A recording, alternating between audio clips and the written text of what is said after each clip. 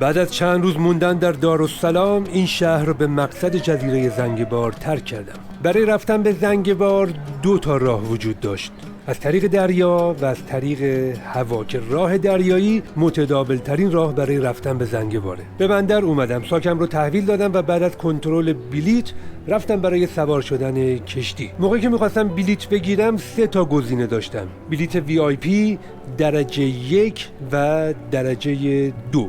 بلیط درجه 1 رو خریدم. درجه 1 $15 بیشتر از درجه 2 بود، با این تفاوت که درجه 1 در یک سالنی بود که سیستم خنک کننده و صندلی های راحتی داشت و همچنین با قهوه و چای و کیک هم پذیرایی میکردن. کشتی از بندر دارالسلام حرکت کرد. حدود 2.5 ساعت تا جزیره زنگبار راه داشتیم. کشتی بر روی آبهای نیلگون اقیانوس هند حرکت میکرد. برای اولین بار بود که بر روی اقیانوس هند سوار کشتی بودم. مدتی رو روی عرشه بودم. هوای گرم و شرجی، بوی دریا و وزش باد منو بیشتر به وجد آورده بود و بی‌صبرانه منتظر رسیدن به زنگبار بودم.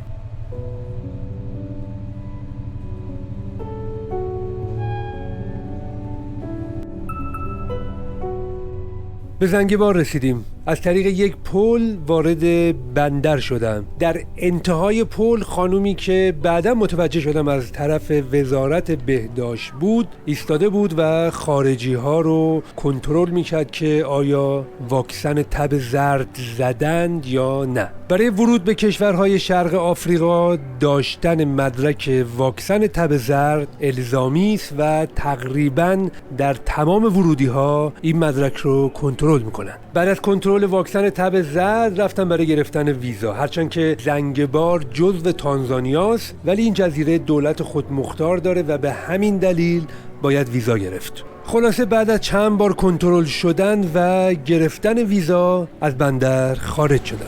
رسیدم به زنگبار و از طریق یکی از دوستام یک کسی قرار بیاد دنبالم که بریم به هتل. یکی قرار بود که بیاد دنبالم و بریم به هتل. همدیگر رو پیدا کردیم و به سمت ماشین رفتیم.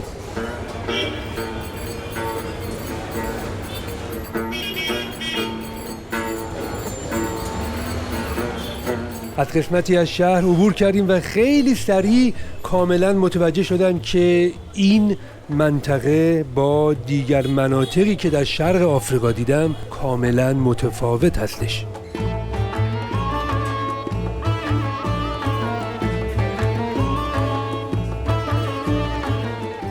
تردد ماشین در قسمت قدیمی شهر ممنوع و به همین دلیل قسمتی رو پیاده رفتیم تا که به هتل رسیدیم. از طریق یکی از دوستان که با صاحب هتل آشنا بود این هتل رو رزرو کرده بودم. استقبال گرمی از ما شد. بعد از ثبت نام مشخصات رفتم به اتاق.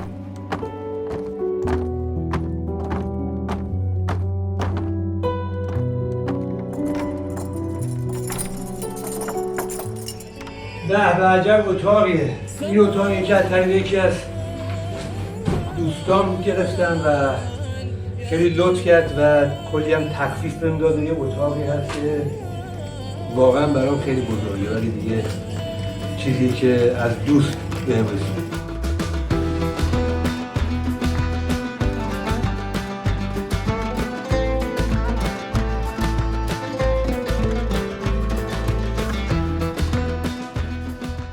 در جزیره زنگبار هستم، یکی از معروفترین جزایر در اقیانوس هند. جزیره زنگبار در شرق کشور تانزانیا قرار گرفته و جزیره تقریبا نیمه خودمختار هست، هرچند که جزوی از کشور تانزانیا به حساب میاد. این جزیره حدود 1,100,000 نفر جمعیت داره که ساکنان آن ترکیبی از قوم‌های مختلفی هستند مانند آفریقایی‌ها، هندی‌ها، ایرانی‌ها، بحرینی‌ها و عمانی‌ها.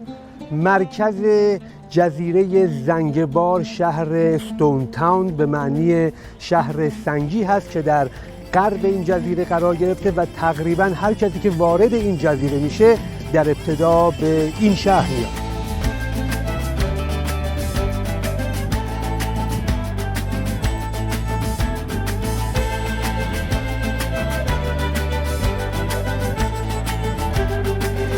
ساکنان اولیه زنگبار بومیان آفریقایی بودند که از خشکی به اینجا اومده بودند تا اینکه در قرن 8 میلادی یعنی حدود 1200 سال پیش تجار شیرازی از ایران به این جزیره میان، به طوری که با ورود اونها به زنگبار راه داد و ستد به شرق آفریقا هم گشوده میشه.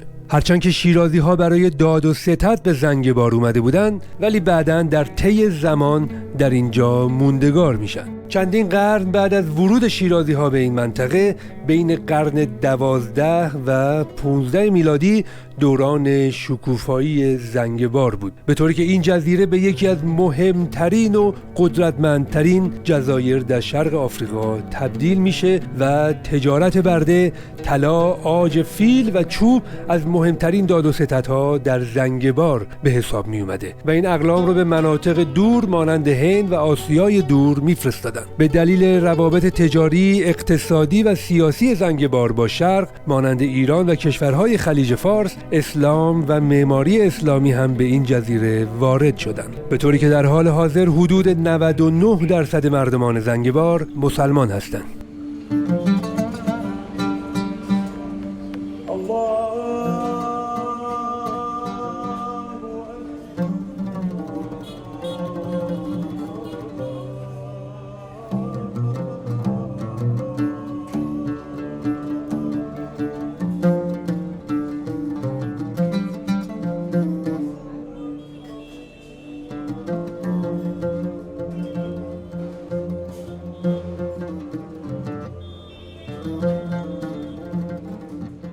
اینجا محلی هست به نام اولد فورت یا قلعه قدیمی که یکی از قدیمی ترین بناها در جزیره زنگبار به حساب میاد. قلعه‌ای که در سال 1699 میلادی توسط عرب‌های عمانی ساخته شده. عرب‌های عمانی وقتی بر پرتغالی‌ها که این جزیره رو در دستشون داشتن غلبه کردن، این قلعه و این پادگان رو ساختن. این قلعه برای سالها نقش دفاعی در اینجا داشته و از اون به عنوان یک پادگان و زندان استفاده می‌کردن تا اینکه در اوایل سال 1990 میلادی از این مکان استفاده فرهنگی می‌کنن، به طوری که در اینجا به طور مرتب فیلم فستیوال برگزار میشه، آمفی‌تئاتری ساختن که موزیک اجرا میشه و همچنین غرفه‌های صنایع دستی که در اطراف این محل وجود داره که صنایع دستی جزیره زنگبار رو ارائه میکنن.